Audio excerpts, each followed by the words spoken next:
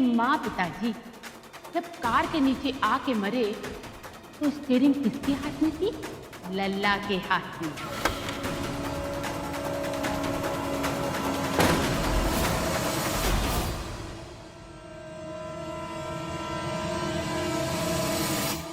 आओ नानी, बैठो। सर, आओ ना, बैठो।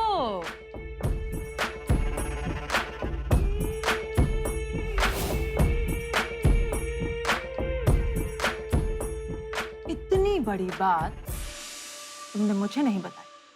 अरे अरे बताती, जरूर बताती, लेकिन पहले खुद ही पचा रही थी। अब कन्हैया ऐसो खेल रचोगो, ये किसको पता था? सिर्फ करुणा को पता था और सब अंदर बारे बैठी थी। चलो, अबे पेट किस बात का, चलो ना सबको बताते हैं। शौर्य की जिंदगी में आग लगाते हैं और शौर्य की खुशियों में आग लगा देते हैं। और इस बार आग ऐसी लगेगी कि जिंदगी भर चलता रहेगा वो शौर्य। चलो। ना ना ना ना ना, अरे ऐसा न कर, तुझे कन्हैया कसम है।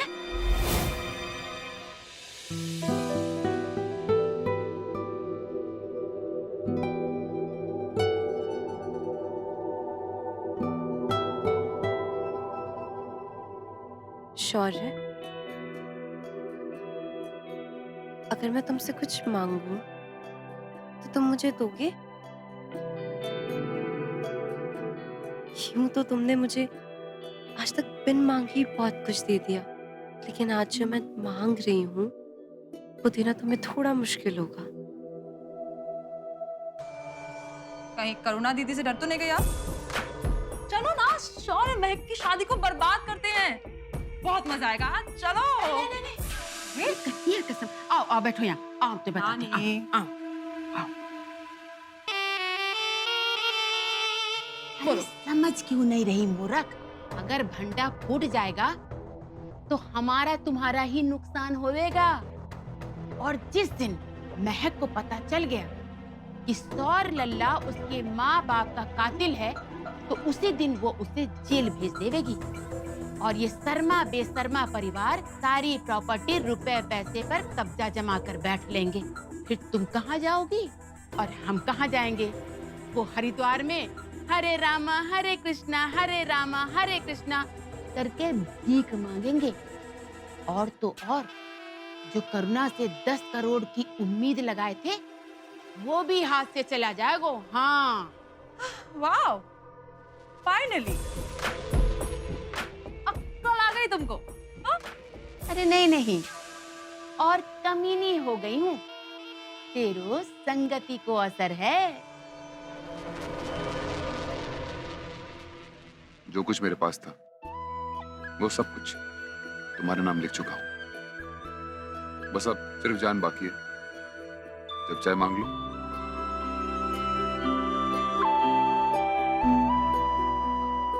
तुम्हारी जान को तो मैं अपनी जान से भी ज्यादा संभाल के रखूंगी शौर्य, लेकिन मुझे एक वादा चाहिए। तुम्हारे लिए थोड़ा मुश्किल होगा, लेकिन कोशिश करना। क्या हम पति पत्नी से पहले एक अच्छे दोस्त हो सकते हैं?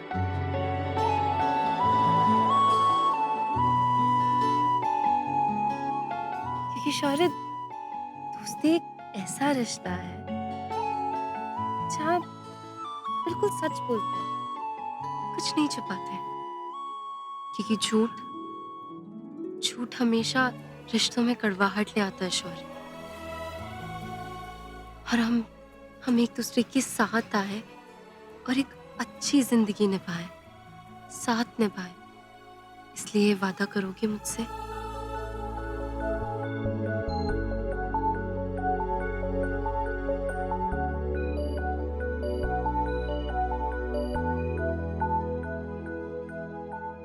मैं तुमसे वादा करता हूं, हमारे बीच किसी शक, कोई झूठ की कोई गुंजाइश नहीं रहेगी। मैं तुमसे सब कुछ सच शेयर करूंगा, बिल्कुल एक अच्छे दोस्त की तरह। प्रॉमिस।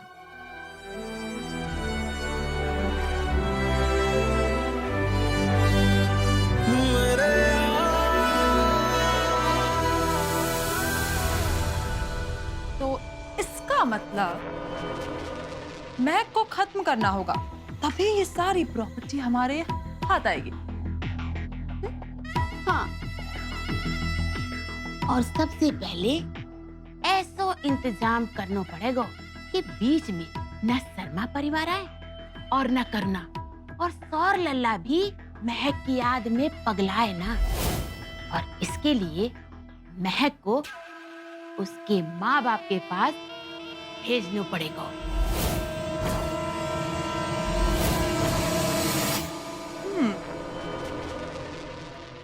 चलो, कल से शादी है। महक की डोली उठने के साथ साथ इसकी अर्थी उठाने की तैयारी भी तो करनी है।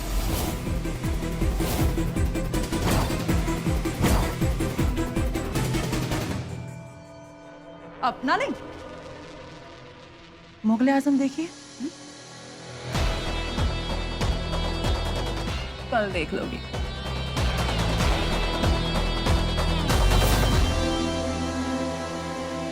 तो फिर चलते हैं। बस ये याद दिलाना था कि साये बड़े भारी चल रहे हैं और दिल्ली के हर तीसरे घर में शादी है। जो मैरिज हॉल हमने बुक कराया है वो सुबह खाली करना है, तो बारात टाइम पर लेकर आ जाइएगा प्लीज। शौर्य का उतावलापन देख के तो लग रहा है कि बारात एक दिन पहले ही लेके आ जाएगा।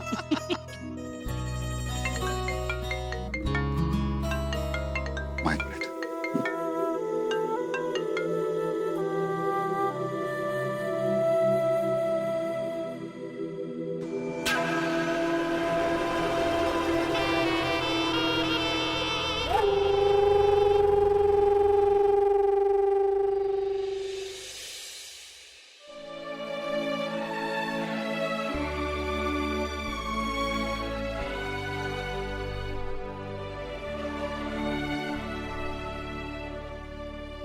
सुनिए, आप सबसे एक जरूरी बात करनी है।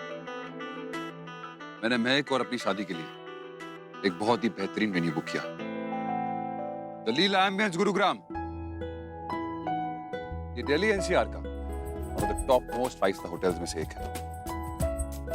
एंड शादी के सारे functions the Leela ambience Gurugram में ही होंगे।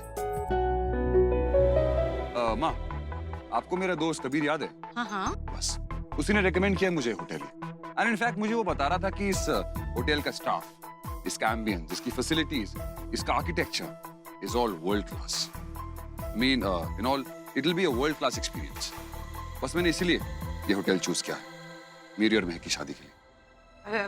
लेकिन बेटा शौर्य, वो मैं जानता हूँ ये अरेंजमेंट लड़की वाले कराते हैं और आप लोगों के लिए बहुत बड़ा अरेंजमेंट होगा, पर मेरी एक ख्वाहिश थी कि मेरी और महक की शादी ना बहुत ही ग्रैंड स्टाइल में हो, तो इसलिए मैंने ये वेन्यू बुक किया है। हाँ, लेकिन बेटा इतना बड़ा 5-स्टार होटल, हमारा बजट। चाची, आप भी ना, मैं कहाँ कोई खर्चा कर रहा हूँ। ये 5-स्टार होटल का और ये सारा खर्चा जो है ये तो आपकी महक उठाएगी।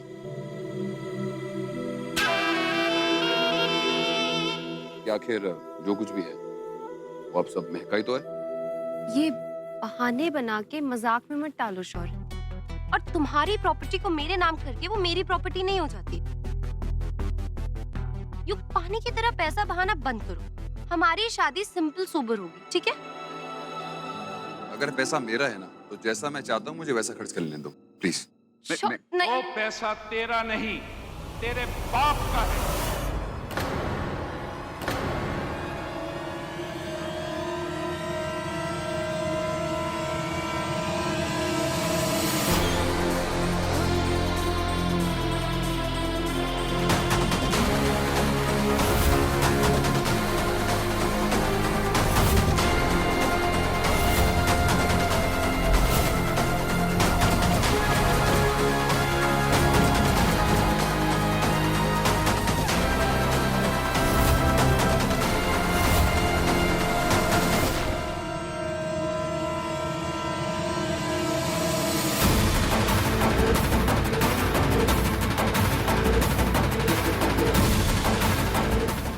तुझे विरासत में मिला है।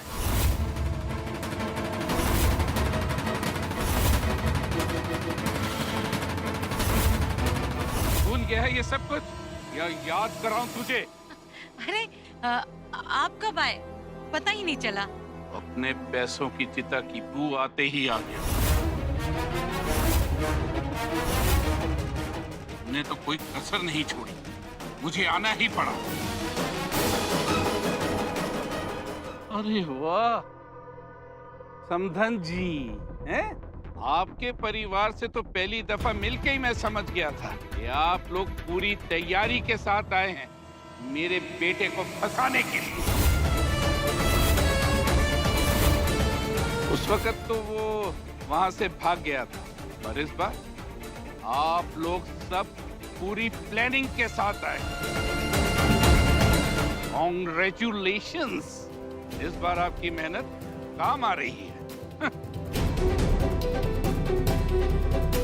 भाई साहब, आप ये कैसी बातें कर रहे हैं? शौर्य और महक एक दूसरे से प्यार करते हैं, हम तो बस उनके फैसले के साथ। शर्मा जी, ये नौटंकी बंद कीजिए।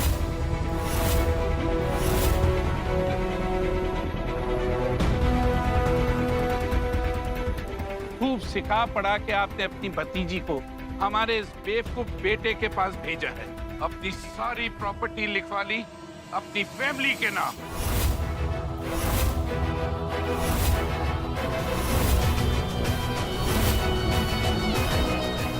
पापा प्लीज ऐसा मत बोलिए पापा। कोई पापा नहीं हूं तेरा। ये जबरदस्ती के रिलेशंस, रिश्तेदारियां इस बेवकूफ के साथ या इसकी माँ के साथ बना, मेरे साथ नहीं। शराब इस्तेमाल करना।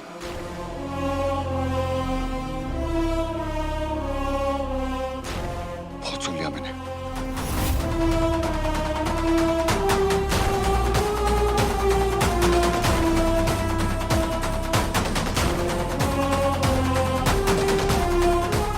ना मैंने कभी आपको अपना बाप माना है और ना ही कभी आपने मुझे अपना बेटा। अगर मेरी खुशियों में शामिल नहीं हो सकते ना, तो इनमें जहर भी मत खोलिए, समझा? सुन लिया तुमने? अपने साहबजादे का ओपिनियन अपने बाप के बारे में। अगर तुम्हारे कहने पे 15 साल पहले इसकी उंगली पकड़ के इसको इस घर में ना लाया होता, तो आज किसी गली मोहल्ले में चाय बेच रहा होता।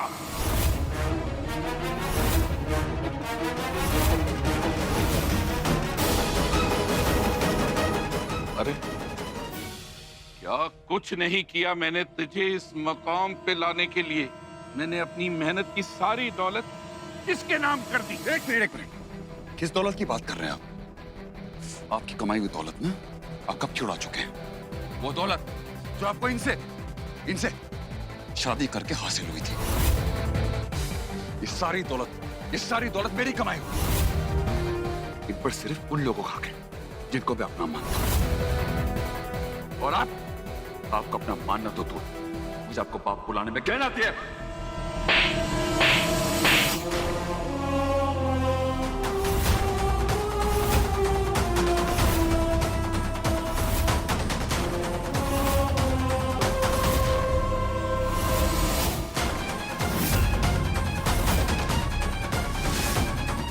बाप हूं तेरा। अगर यही थप्पड़ मैंने पहले लगाया होता, आज तेरी जुबान इतनी लंबी नहीं होती।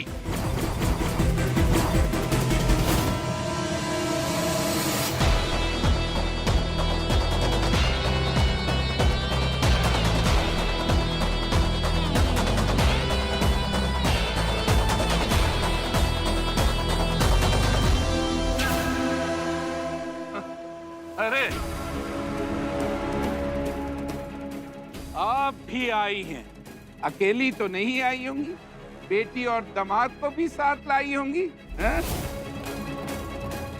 अरे चोर चक्के भी पंगे एक ही जगह पे इकट्ठे हो गए। अब आए हैं तो शादी की दावत उड़ा के जाइएगा।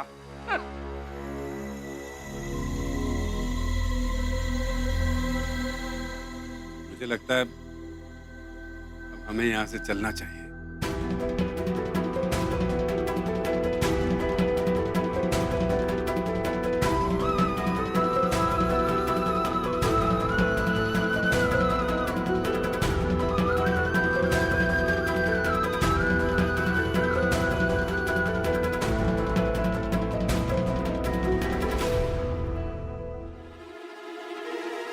तुम्हारा दिमाग तो नहीं खराब हो गया है?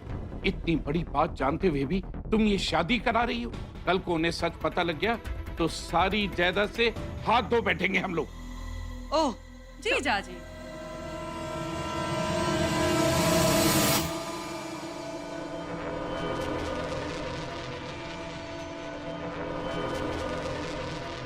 ये लीजिए स्कॉच ऑन द रॉक्स। बर्फ दिमाग को और स्कॉच मूड को ठंडा करेगी। लीजिए। और दीदी को समझाने का कोई फायदा नहीं है, क्योंकि इनकी आंखों पे तो उनके बेटे की प्यार की पट्टी जो पड़ी है। श्वेताना, तुम बीच में मत बोलो। क्यों ना बोले, ठीक तो कह रही है ये। आप दीदी देखिए, मुझे गलत मत समझिएगा। इतने सालों से लड़ते हुए भी हम इस घर में साथ रह रहे हैं, और जो कुछ भी है वो हमारे बीच है। आपका बेटा शौर्य बाहर वालों को हमारी लाइफ और इस घर में ले आया है। अब बहुत बड़ी प्रॉब्लम हो जाएगी, देख लेना। बिल्कुल नहीं, कोई प्रॉब्लम नहीं होगी। जब तक मैं जिंदा हूं तब तक तो बिल्कुल नहीं।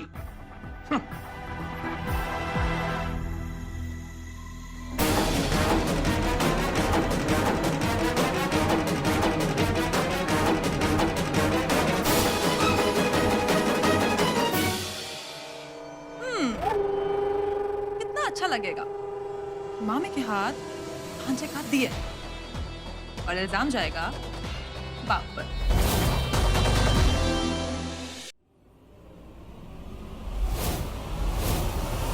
आप लोग पूरी तैयारी के साथ आए हैं मेरे बेटे को फंसाने के लिए। ऐसा मत बोलिए पापा। कोई पापा नहीं हूं तेरा। आपका अपना मानना तो दूर, मुझे आपको बाप बुलाने में कहना आती है।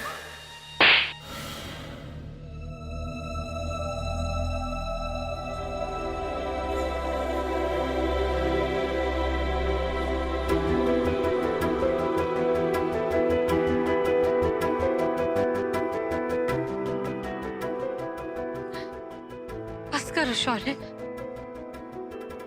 अब और नहीं।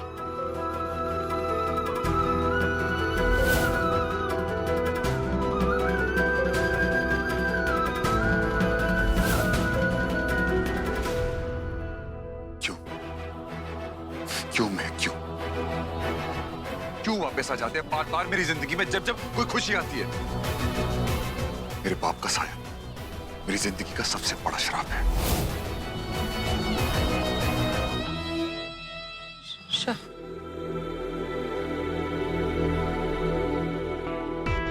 शौर्य, बस करो।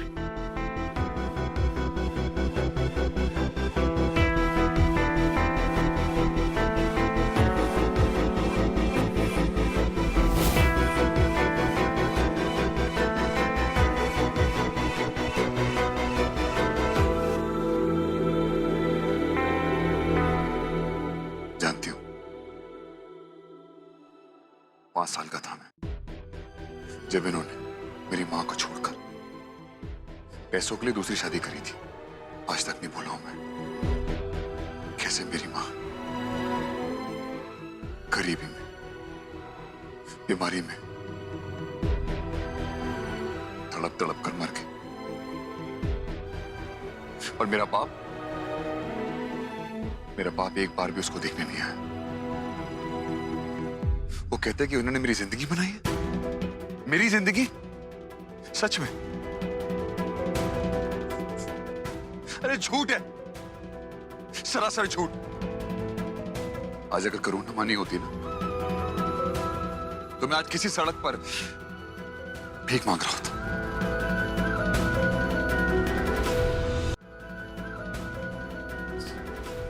शौर्य, पता है वो तुम्हारे अपने अंदर अगर इतनी कड़वाहट रखोगे तो तुम्हें ही दुख होगा।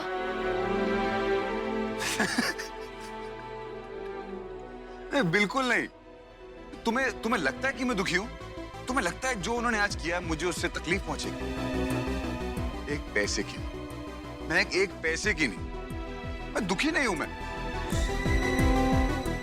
फिर शराब क्यों पी रहे हो? क्या छुपाना चाहते हो? शादी है मेरी, इसीलिए पी रहा हूँ, इसीलिए खुश हूँ। तुम्हें मेरी शक्ल से दिखता नहीं है कि मैं खुश हूँ? अरे मैं तो खुश हूँ यार। मेरी शक्ल से देखो ना, मैं खुश हूँ। अरे शादी है मेरी, इसलिए शराब पी रहा हूँ मैं। खुश हूँ मैं।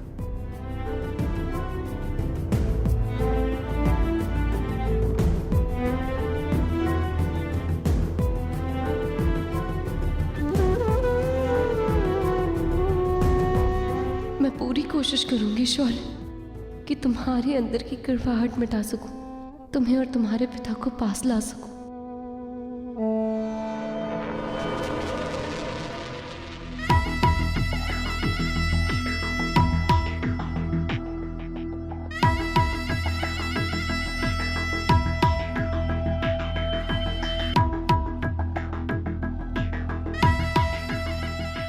कल सुबह महक की डोली उठेगी, लेकिन जाएगी सीधा शमशान।